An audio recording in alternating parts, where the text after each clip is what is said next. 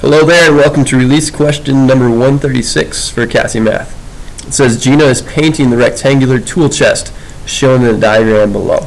So we've got this 24-inch long by 12-inch high by 10-inch wide tool chest here.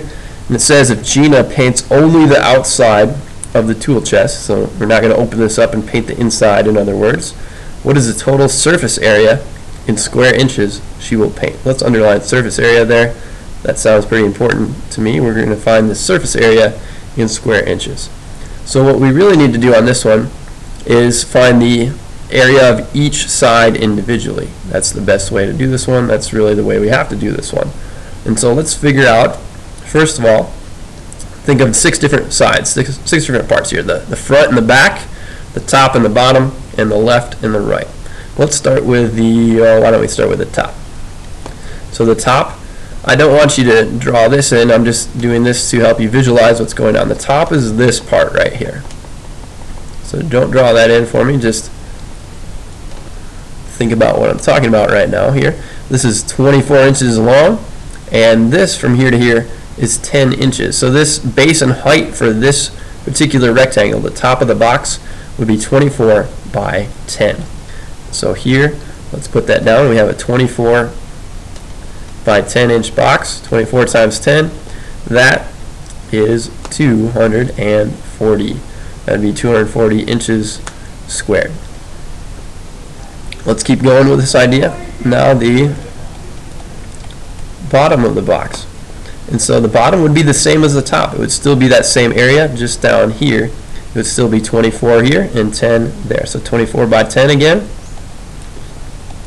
That's still 240 inches squared.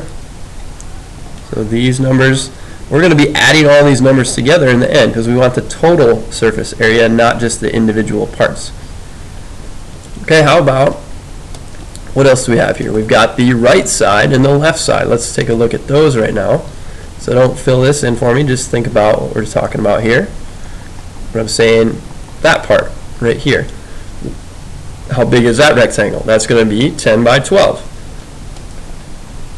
And so the right side, we have 10 times 12. That's 120 inches squared. The left side will be the same thing. It will be over here another 10 by 12. So left, we're going to have another 10 by 12, which is 120 inches squared. And then finally the top and the bottom, we did those already, so we need the front and the back. Front and the back. So the front of this would be this part right here. Again, don't draw this in. Let's just talk about this part. So right here, just saying this would be the front, and the back would have the same dimensions. It would be like this, but just back here instead. What's the area of the front? The area of the front would be, this is going to be, it's not the 10 here, it's going to be 12 inches high, and the base for that rectangle would be 24. So you have 24 times 12, and I know 24 times 10 is 240, so I'd have 2 more times 24. That'd be 48 more than 240, so I'd have 288. If you weren't sure of that mental math wise, you could work that out longhand. You could also think of 12 times 12 as 144, and then 24 is 2 times bigger than that, so you'd have 288. So this is 288 inches squared, and then the back would be the same thing, 12 times 24, 24 times 12, you've got 288 inches squared. So the total surface area, the total area we're going to be painting, is going to be all those numbers added together. And so I don't think that's real easy to do in your head, so I'm going to do this the long way. 288, 288, 240, 240, 120, and 120. If we add all these together, let's see what we get. That would be 16.